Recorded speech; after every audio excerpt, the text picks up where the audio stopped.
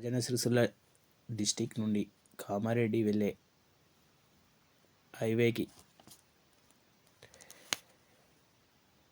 8 కిలోమీటర్ల దూరంలో 34 గుంటల అగ్రికల్చర్ భూమి అమ్మకానికి కలదు. ఈ 34 గుంటలలో 15 గుంటలలో 8,000 కోళ్ళ షెడ్ నడపబడుతున్నది. మిగతా 19 గుంటలలో వరి పండించడం జరిగినది.